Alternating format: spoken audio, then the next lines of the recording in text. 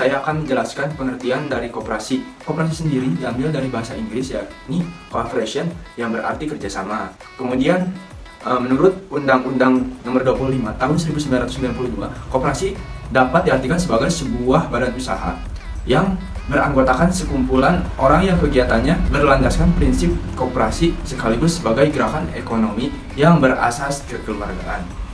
Kemudian adapun tujuan dari koperasi ini, yang pertama meningkatkan kehidupan ekonomi anggota koperasi, yang kedua meningkatkan kesejahteraan ekonomi anggota koperasi, dan yang ketiga membantu pemerintah untuk meningkatkan kesejahteraan rakyat, dan yang keempat menjadi guru dalam perekonomian nasional. Kemudian yang kelima, membantu produsen dengan memberikan penawaran harga yang relatif lebih tinggi, dan yang keenam membantu konsumen dengan memberikan penawaran harga yang lebih terjangkau sesuai kapasitasnya, dan yang ketujuh memberikan bantuan peminjaman modal kepada unit-unit usaha skala mikro dari kecil. Kemudian landasan dan asas koperasi. Dalam UU Nomor 25 Tahun 1992 tentang pokok-pokok perkoperasian, koperasi Indonesia mempunyai landasan sebagai berikut. Yang pertama, landasan ideal. Sesuai dengan bab 2 Nomor 25 Tahun 1992, landasan ideal koperasi Indonesia ialah Pancasila. Dan yang kedua, ada landasan struktural, ialah Undang-Undang Dasar 1945.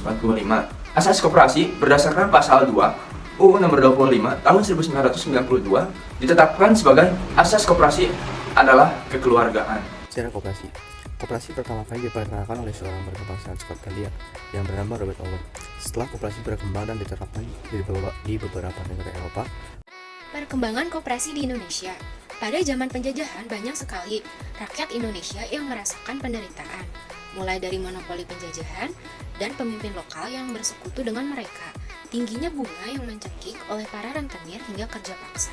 Pada tahun 1896, Raden Arya Wiratmaja yang saat itu menjadi Pati Purwokerto tergerak untuk mendirikan koperasi kredit. Koperasi tersebut bertujuan untuk membantu rakyat yang terlilit hutang dengan cara memberikan kredit.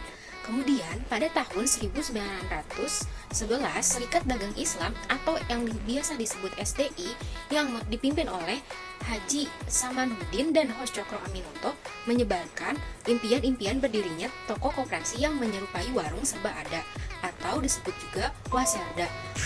Fasilitas tersebut digaungkan oleh SDI untuk mengimbangi pemerintahan kolonial Belanda yang memberikan kemudahan kepada pedagang asing. Namun demikian, koperasi-koperasi yang pernah berjuang tersebut mengalami kegagalan karena banyak kendala, baik yang diperjuangkan oleh Budi Utomo, Serikat Dagang Islam atau SDI, dan Partai Nasional Indonesia atau disebut juga PNI. Koperasi di Indonesia mengalami kestabilan setelah Indonesia merdeka dan memiliki Undang-Undang Dasar 1945. Dr. Andas Muhammad Hatta memberikan perhatian dan dukungan adanya koperasi dari berbagai upaya yang dilakukan untuk memberikan edukasi agar rakyat Indonesia memiliki kesadaran yang tinggi terhadap pentingnya koperasi. Atas jasa beliau dalam memperjuangkan koperasi, beliau dijuluki sebagai Bapak Koperasi Indonesia. Nah, materi selanjutnya ialah potret koperasi. Jadi pada bulan November 2001, jumlah koperasi aktif itu mengalami perkembangan sebanyak 88,14%. Nah, jumlah koperasi di seluruh Indonesia itu terdapat lebih dari 103.000 unit dengan jumlah anggota 26 juta orang. Nah, secara historis tuh perkembangan koperasi di Indonesia telah dilakukan dengan dukungan kuat program pemerintahan dan tidak mudah keluar dari pengalaman tersebut. Nah, sehingga orang-orang ini bebas mendirikan koperasi pada basis pengembangan dan saat ini sudah lebih dari 35 basis pengembangan pengorganisasian koperasi. Nah, namun pengorganisasian ini tidak lagi taat pada penyelesaian koperasi sesuai dengan prinsip dan intensif terhadap koperasi.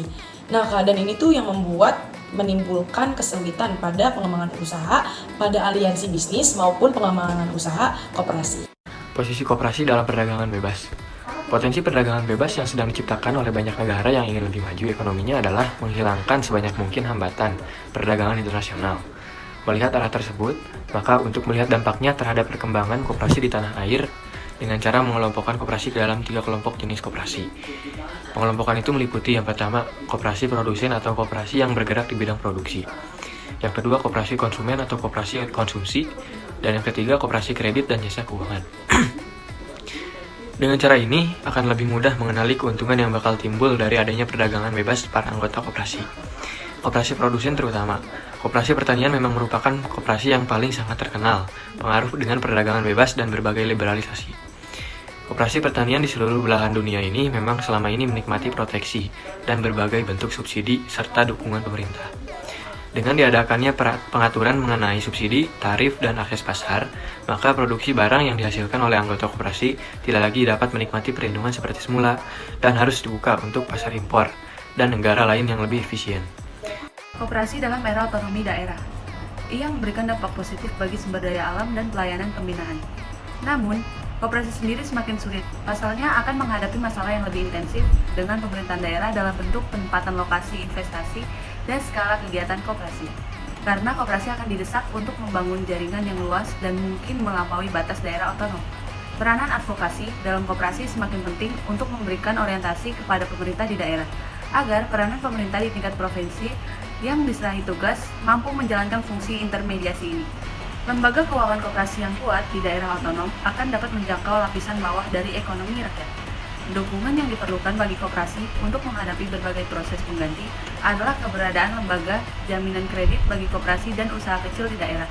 Jadi, kehadiran lembaga jaminan akan menjadi hal terpenting untuk percepatan perkembangan koperasi di daerah.